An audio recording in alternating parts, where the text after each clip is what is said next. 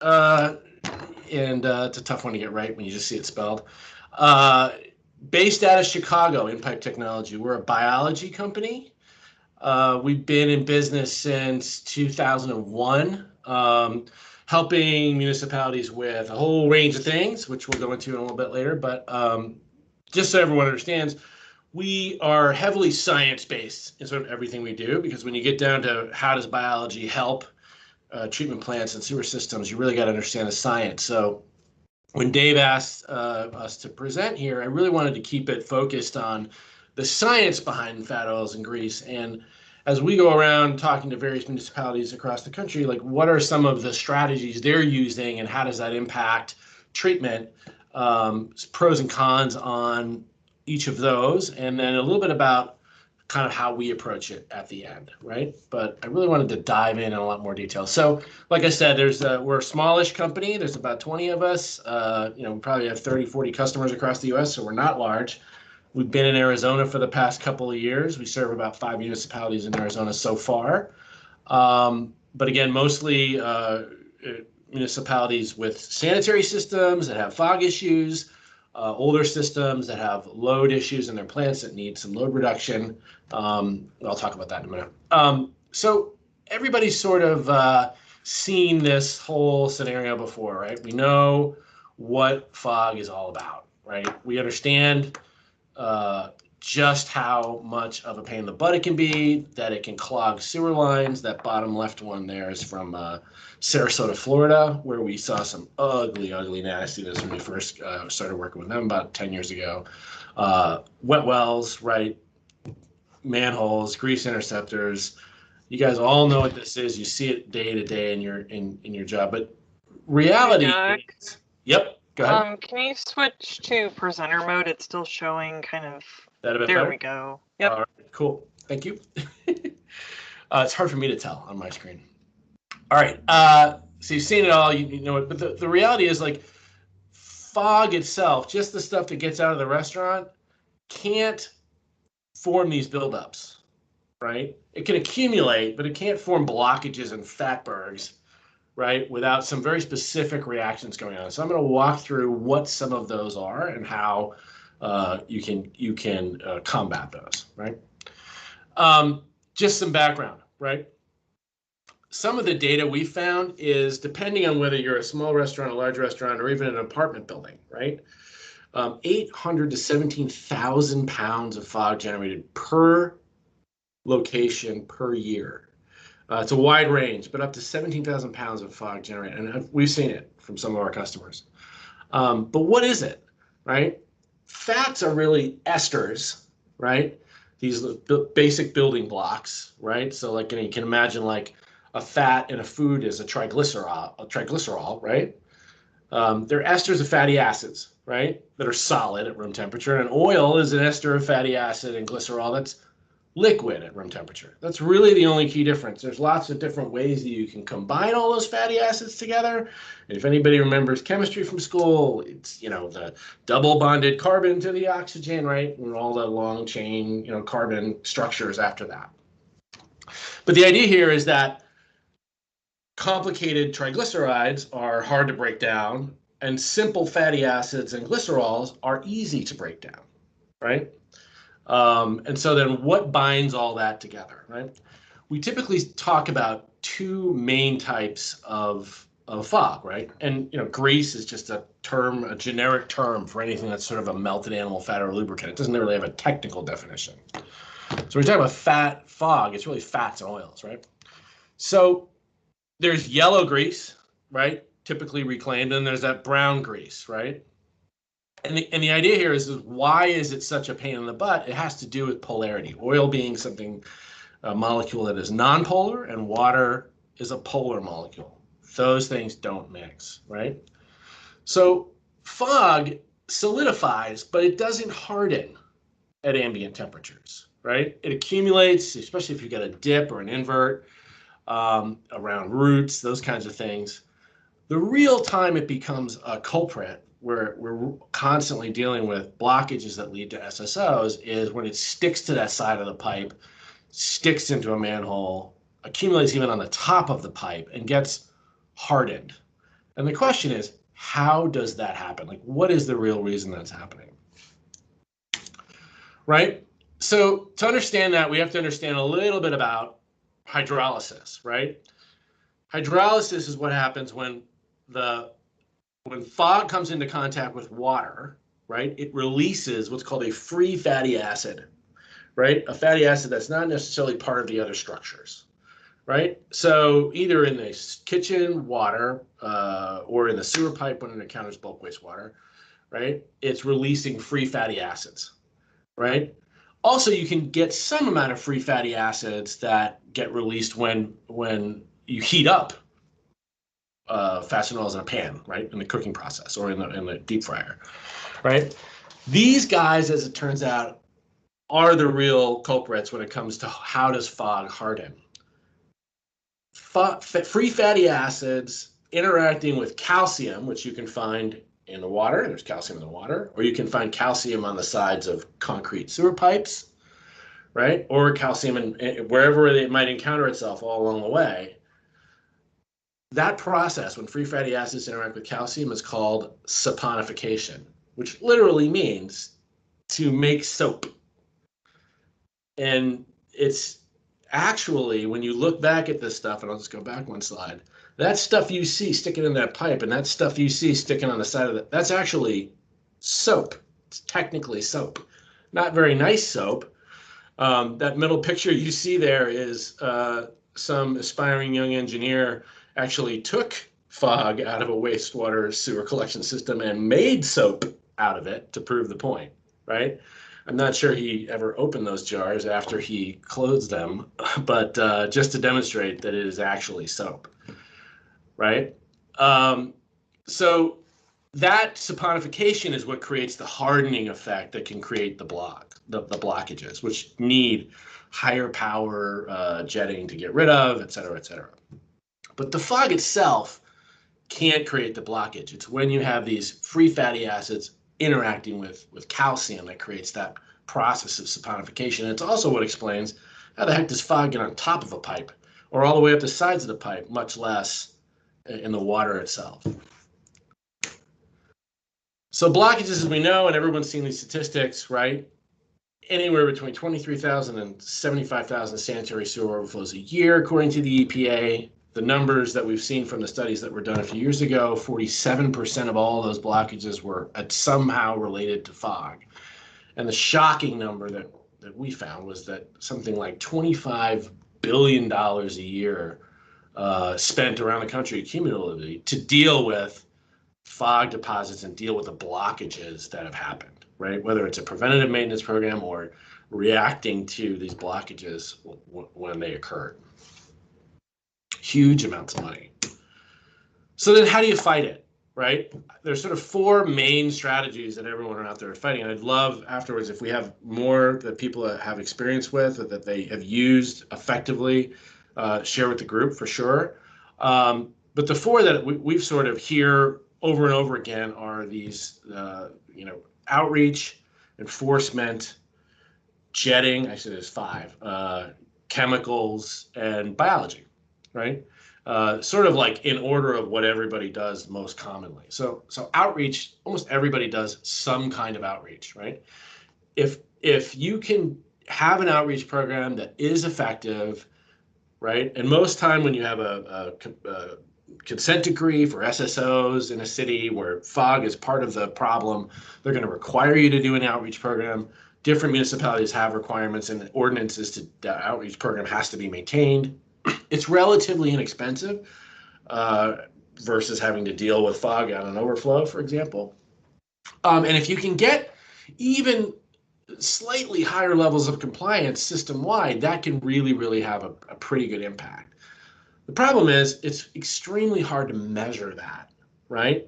And in the rare instances where it actually is measured, no one's really sure if it actually does have an impact, right? So the example that we had here is that between 2014 and 2017, in kind of lots of different municipalities around the Houston-Galveston area where we happen to have a customer, they put in place an entire program of educating the public, going to all the various carnivals and festivals and having a booth and handing stuff out, mailers, Facebook, social media. They even went on the radio and TV.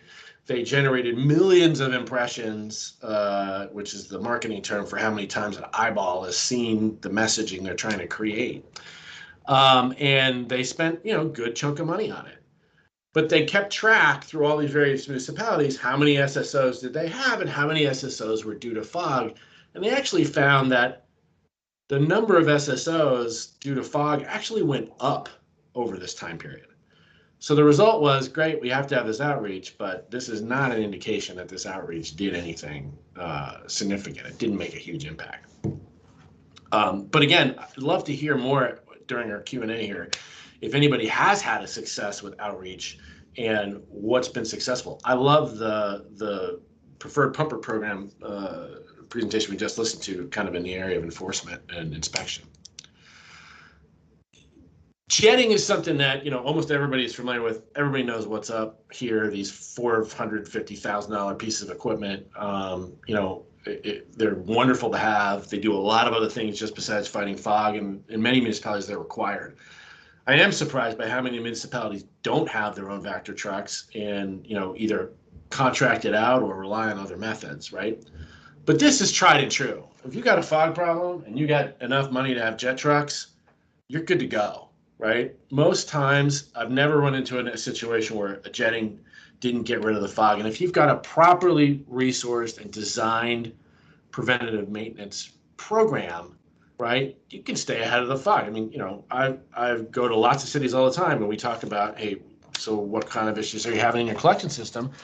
Are you guys seeing, you having a lot of fog problems? Do you have any hot spots or overflows? The answer is nope, I don't have any of those. We're good. We don't have any fog buildups. But how many vac trucks are you running?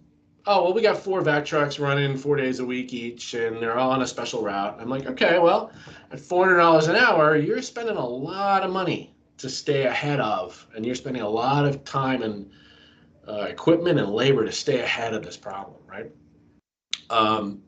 Where I live in Naperville, Illinois, every single morning, that same vac truck runs the same route downtown, trying to get rid of the fog from the restaurant area, right?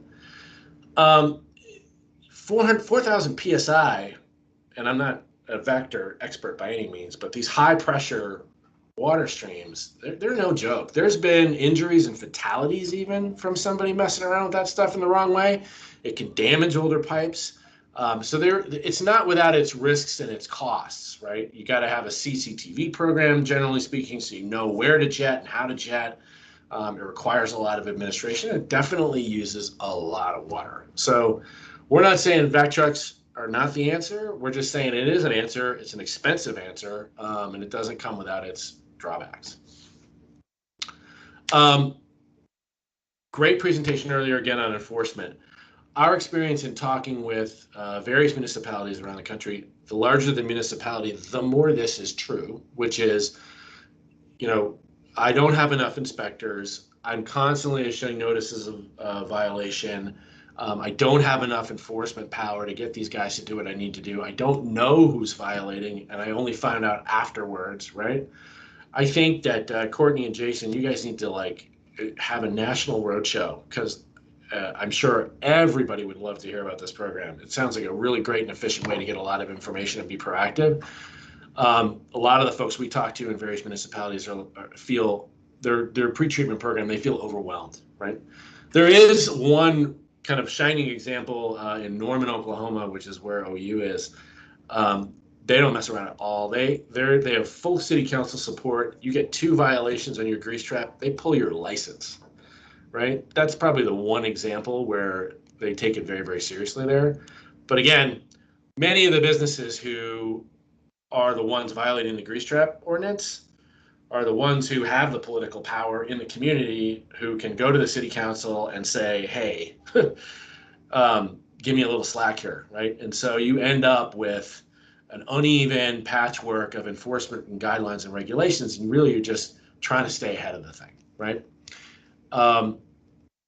So that can tend to create that sort of adversarial climate with businesses. And customers and politics can always play a negative role. But if you can get a strong ordinance with a good program, and decent compliance, again, this can be far less expensive than dealing with it after it's already formed. And I think Courtney and Jason, you guys made that point very, very eloquently. So there's some other things, right? So what about putting stuff into the collection system that can actually deal with the fog buildup? So there's two ways that we've seen that happen effectively, right? The first way is chemicals and surfactants, right? Classic situation that we've seen is I got a bunch of fog in a lift station. I'm going to put a bunch of Dawn soap in there and break it up. And the surfactants, that soap kind of fights and breaks up those long chain fatty acids a little bit, but not to the point where it's breaking it down into constituent parts. It's just the polarity, right, issue of the fog and the nonpolar of the water. The surfactants accelerates all that process and breaks that stuff up, right? So that's a spot treatment for degreasing, right? Other solutions are magnesium hydroxide, which people, and I won't say the brand names, but you can find them out there, raises the pH of the wastewater and sort of breaks the fats up again into soaps and glycerols, right?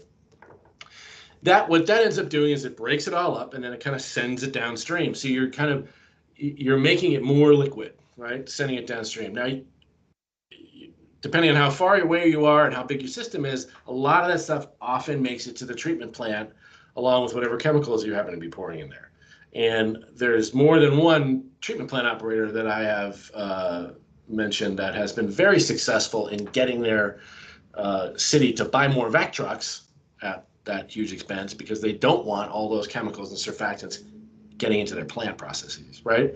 Especially if there are caustics and acids that people use to dissolve fog, and you can find those products out there as well. Those tend to really, really upset the microbial balance that the plant is trying to achieve to kind of get rid of their BODs and their organics and their nutrients. So the other disadvantage tends to be expensive. So it's fast acting.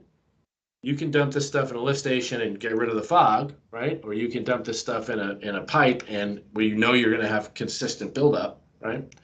But to keep doing it over and over again, it tends to be expensive, right? It's not entirely practical if you have the same problem over and over. It's much more of a spot treatment.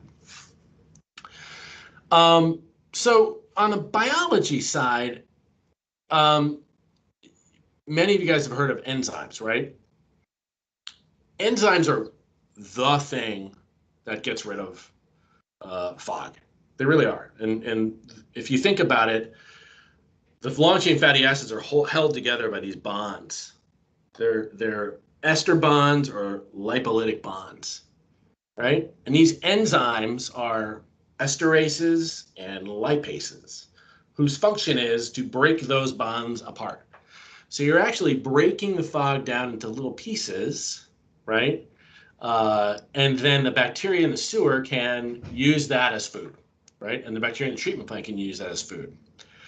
So it's very, very effective in that way. And different enzymes act faster than others, depending on what kinds of enzymes you're really putting in there and which are more effective at breaking down the bonds between the fatty acids, right? The issue here is that, and while they're green, they're not. There's no chemicals. They're not harmful to the treatment plant process. You put them in, they work once, right? But unless you are continuously adding enzymes over and over and over again, right? Those enzymatic reactions are actually reversible. So if you just put some enzymes in once and let it be, you can actually reverse those enzymatic reactions and recreate the fog and recreate the long chain fatty acids. Because the enzymes break everything down into the free fatty acid and the glycerols again, right? Free fatty acids when it comes back into contact with calcium, right? So you have to have something that's a little bit more continuous, or you can just continuously dose enzymes, right? You can pour it in every day, or you can pour it in every hour, right? Tends to be expensive to do it that way. But enzymes don't really replicate themselves. They sort of just, you put them in, they break the bonds, you go on, right? They disappear. So green solution, again, great for spot treatment, does effectively dissolve fats, oils, and grease. Works a little bit slower than chemicals, but does the job. But it's a one-shot sort of treatment. Another one is biology, right? So bacteria themselves. Bacteria are one step better than enzymes in the fact that they are little enzyme factories, right? There's a whole bunch of stuff out there. I don't need to pick on aquapucks, but I saw this picture of them and they're a decent product, right? You can take these solid form pucks, you can throw them in a lift station, and assuming that lift station isn't pumping every 30 minutes, right? It gives time for that bacteria to get into the lift station and do its work and create those enzymes, right? So the great part about bacteria is bacteria uses the available nutrients to produce a bunch of enzymes to break down the lipolytic bonds and turn triglycerides into diglycerides, into monoglycerides, into glycerol and free fatty acids, right? Then the bacteria uses that free fatty acids as more nutrients to produce more enzymes. So it's a sort of this continuous loop, right? Eats the food, creates the enzymes break down the fat into more food, then it creates more enzymes. So it's this continuous loop of eating and producing enzymes, and then whatever I degrade, I eat more as food, right? So as long as you've got bacteria in the system, awesome, right? Having the right amount of bacteria relative to the amount of fog you have is a bit of a trick, but do I throw 2 pucks in or 3 pucks in? Don't know, but right, you kind of have to see what works for you. It's very green. This is the kind of bacteria that plants want. It's the kind of microbial activity that helps the plant do their job if you get enough of it, right? So treatment plant operators rarely have a problem with that. The problem here is that, you know, and I certainly know that there's a lot of snake oil out there. There's a lot of guys out there, they want to sell you buckets of bacteria or buckets of pucks, right? They say our bacteria can do everything, right? It's the one cure-all that you need. And, you know, lots of folks have had a negative experience with that. We tried this bacteria that didn't work, right? And then a lot of times, guys that sell you bacteria, okay, now you need to have a whole plan for how you're going to deploy it, where you're going to deploy it, what are you going to do if you see X and Y. And it tends to be pretty ineffective if conditions change, right? Because you got to rely on getting the right amount in the right part of the collection system at the right point of time. So again, inexpensive, not going to harm the plant, works a little bit slower than chemicals, but it has the benefit of being a continuous loop of enzymes that break this down. The science is a bit like this, right? So you've got these lipases and esterases that sort of catalyze these metabolic reactions. Bacteria also have something called biosurfactants. So they kind of let off this slime that sort of solubilizes and emulsifies the fog. It makes it, you know, easier for the enzymes to work. So you have not just enzymatic activity, you have biosurfactant activity, right? All of this is while the bacteria are doing their thing and eating and releasing these substances. Bacillus is a great bacteria that everyone's heard about. It's soil bacteria. You know, it's a couple of billion years of evolution eating plant and animal waste. I mean, it knows that this is what this bacteria does, right? And so, you know, anybody wants to do a little bit of organic chemistry, you know, the lipase creates these sort of triglyceride into glycerols and fatty acids. And the fatty acids become the food for the bacteria and then produce more enzymes. So that's the science behind how the biology does it, right? I can give you the science of how magnesium hydroxide works in terms of raising the pH, but again, that's all about creating beneficial bacterial reactions and breaking apart the glycerols and the fatty acids again.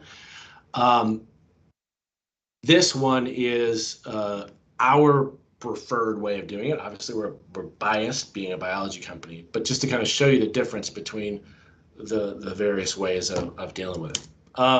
So a little bit about us. We don't sell bacteria. We don't sell equipment. We don't sell any of that stuff. We're not interested in, like, I have customers where 1 month I'll dose twice the amount of bacteria as needed, right? All for the same fee. We kind of approach it from a turnkey service. You know, we know where to put the bacteria. We know when we go out and service these little panels, these little, battery-powered dosing units that you can see that how we hang them in the manhole there. You know, we go check those things every 30 days, fill up the bottle, and we'll take a look, right? How are we doing on the fog where we're supposed to be treating it? We're going to put these things as close to the point source of fog, right outside maybe the first manhole after the grease trap, right? So that, you know, if we see the buildup, we know how to do it. We work with crews to do CCTV so that we know where to hit these lines. We just kind of got rid of the whole model of trying to sell as much liquid as we can, because let's be honest, bacteria is not expensive to make, right? We grow it.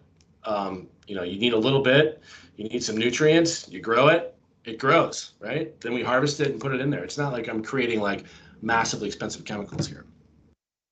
So what we do is we take these little dosing units, right?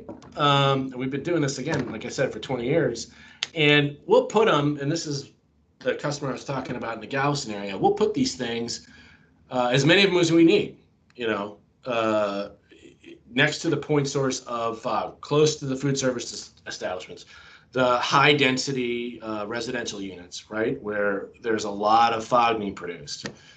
Again, monitor it, change it every single month, right?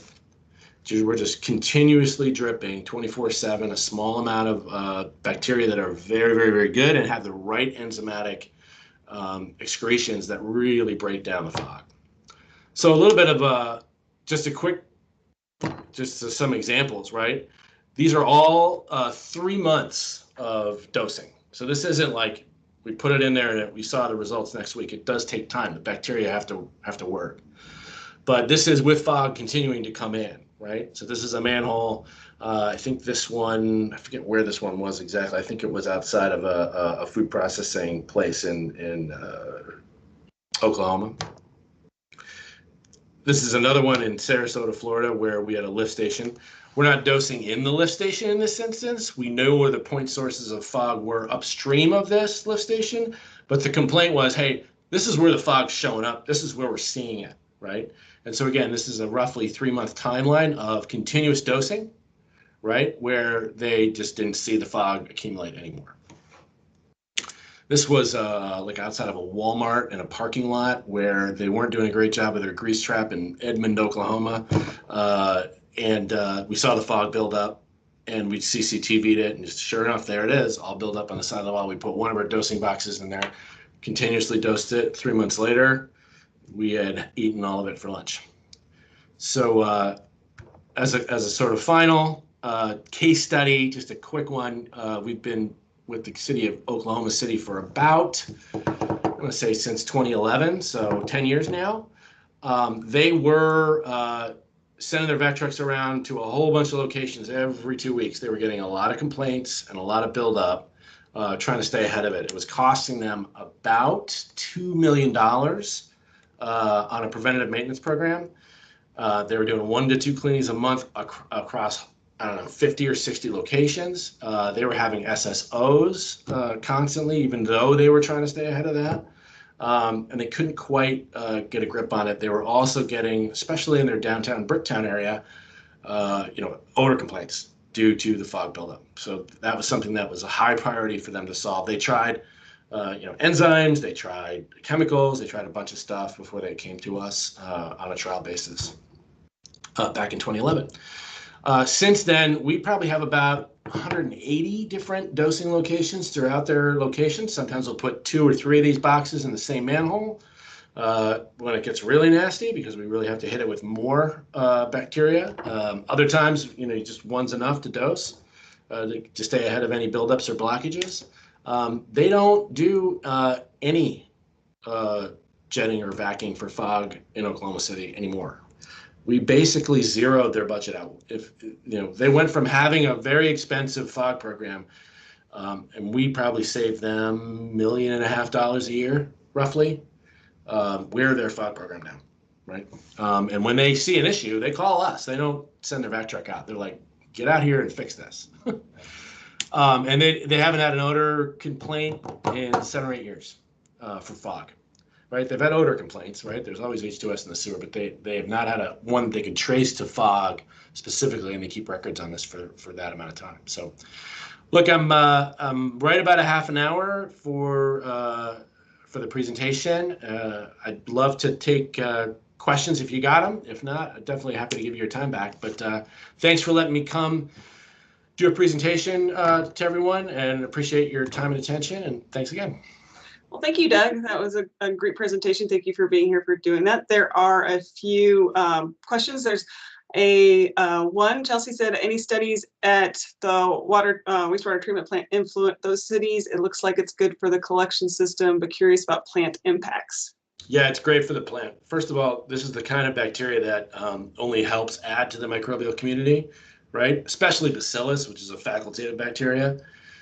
We use a lot of the same bacteria when we work with treatment plants. So that city in Texas City came to us not originally for fog, but they came to us because they were going to have to expand their plant. They were coming up against their permitted limits for BOD loading on their plant. And by using that entire collection system, by treating with Bacillus bacteria, we're actually able to reduce their influent load enough so that they didn't have to expand. And they are re-rated by the TCEQ because of our treatment. That what they also found that when the bacteria got into their plant, it actually helped their plant operations significantly. So it was we have a lot of customers that come to us for that treatment. So when plant managers ask me, hey, is this good for the plant or not? I start describing the type of bacteria that it is and what the bacteria does and how efficient it is. They're actually like, oh, okay. They understand the microbial community in the plant is you're trying to get more of this type of bacteria in the first place. And we have another question. Thank you for that. What does the bacteria create? Anything like gases or methane? Yeah, they're not methanogens. They do not. Their byproducts are CO2 and water. So there are bacteria in the sewer biofilm that grab sulfates, the anaerobic bacteria that the sulfates they eat. They metabolize those, and then they produce hydrogen sulfide. It goes into the water. There are other bacteria that produce methane. Those are methanogens. This facultative soil bacteria, CO2 and water. Okay. Dave, did you want to ask your question, or you want me to just read from the chat? Well, I was just going to ask, is there anybody, because most of us here are in Arizona, is there anybody in Arizona that's using this now? Not for fog, not yet. I'm certainly talking to a couple of cities who may be interested in this for fog, but we do have some installations in Arizona that we're currently serving for odor control and for plant loading. So we're working with EPCOR at the Verado plant in Buckeye to help them gain some control over their nitrogen levels and use less micro C in their plant. And so our bacteria is being used for that because we're helping with. By treating the entire collection system, we are chewing on the bacteria before it gets to the plant. We're increasing that fraction of biodegradability, which helps with all of the nutrient removal issues with the plant. So more RBCOD coming into the plant actually helps those reactions go faster. So we're helping them not have to add as much carbon because we're providing better quality carbon as it comes in. We're working with the city of Chandler under contract. I know some of you may be from Chandler on here. We're working with Joe Kennis, and we're serving about 6 mgd of the flow for Chandler to get rid of the dissolved sulfides that create hydrogen sulfide in the water. So we're doing that as well. And then we're also working with the city of Mesa on another odor control project. So yeah, there's 3 cities currently that we're in. But again, we're new in Arizona. And if anybody else would like to talk to me, I'd like to help with you guys too. But anyway. Well, funny you should mention that. Somebody asked, do you provide service in California? Yeah, we're nationwide. We have a couple of international clients as well. We work with a distributor called D&H Water Systems in California and Arizona. So you can definitely reach out to me. We have a couple of great sales guys in California. We currently do not have a client in California, but looking to make some inroads there as well. So we're new and we're small. Gotcha. New by new, I mean, I'm new. I've only owned the company for 4 years, but the technology is still relatively new. Gotcha. Someone asked, what types of bacteria do you use? Yeah, great. Bacillus bacteria is a facultative bacteria, meaning it can be aerobic, anaerobic, or anoxic, right? It tends to want to be aerobic first, but if it can't find that oxygen for energy, it will look for nitrogen. If it can't find nitrogen, then it will use its own internal energy to go after, to consume nutrients. So I can give you all the species, Bacillus subtilis and Licheniformis and all these, they're spore-forming bacillus bacteria. For the fog applications, we use an aerobic only bacteria. The technical term for that is an obligate aerobe, and that we use Arthrobacter and some of those other ones. Somebody commented as a final electron acceptor, not for energy per se. Yeah, there you go. Thanks. That's a good correction. There's a biologist nerd out there like me, so thank you. Well, any other questions for Doug? I don't see anything in the chat right now. Chelsea, did you have something you wanted to say? Here, I just typed, but this reminds me of another like company. I think last year, earlier, like in February, we had BioLensis talk about. I think they just did like a pretreatment talk, but I believe they do something similar. So BioLensis makes bacteria. They manufacture bacteria. They are, and we do too, but we don't sell it, right? We're not out there. I'm not out there to like package up bacteria and sell it to various applications. They do great. They do ponds. They do industrial applications. They do all those things. Our service is specifically focused on the turnkey. So we don't want cities to have to worry about it. We want to engineer and design the system, run the system completely turnkey, and then focus on the results. We found that if we kind of sold bacteria and sold equipment to cities, they don't really know what's going on. They're not really maintaining it. It doesn't work, right? And you need that fine tune it and adjust it. So BioLensis is another company out there that's selling biology, and a lot of the biology they're selling is the same. I mean, Bacillus bacteria is not rocket science. We've been studying this stuff for years and years and years, right? I think it's one of the first bacteria we ever discovered. But they do a great job at producing a high quality bacteria. And if folks are familiar with knowing what to do once you've got the bacteria and knowing where to dose it and how much to dose and what to do and what kind of reactions you're trying to produce, I would definitely encourage you guys to check them out. Sure. Well, thank you so much, Doug. And I don't think we have any more questions or comments. So I think with that, thank you for your time and your presentation, and thank you for being here. All right, great. Thanks so much, everybody. Really appreciate it. Thank you. Bye now. And I think we have come to the end of our day. If anybody has anything pressing they want to bring up for any questions, comments, now's the time. Otherwise, I'll send a quick reminder that Chelsea said this morning we have our committee meeting in December on December 6th from 10:30 until 12. We're doing a general meeting with elections. So definitely, if you know anybody who, or yourself, that would like to volunteer and help out and run things like this and put on stuff during the year, we definitely would love to have you. We also are hoping to have a spring webinar this coming spring, just to kind of keep more on for education for people like us in fog and pre-treatment. So if you have any ideas, please feel free to send them to like Chelsea or myself or even Dave, so we can see what we can put together for next spring to have a little short webinar, not like not like a workshop that we're doing this day, but maybe like a 1 to 2 hour kind of webinar, just to give everybody some educational tools. And with that, Chelsea, do you have anything else before we sign off? I think you covered pretty much everything. Just to everybody, thanks for coming today virtually, and hopefully you'll be ready for our second day tomorrow, bright and early at 7:30, and it'll be the same type of setup here. You have a separate link for tomorrow.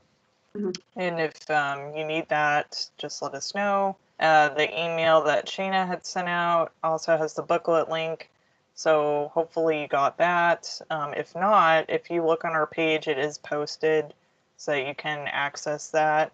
For those, if somebody's going on there and they're not registered, I mean, they could access it if they want, but they're not going to get the PDH hours. So just be aware of that. And if you know anybody who failed to register for some reason but still wants to, just a reminder that this is recorded, so it will be kind of edited and then posted on our website, and so that will be made available. But yeah, I think today went pretty well, so we look forward to seeing you all tomorrow. Yep. Thanks for everybody to be in here. We appreciate your comments and questions, and we shall see you tomorrow.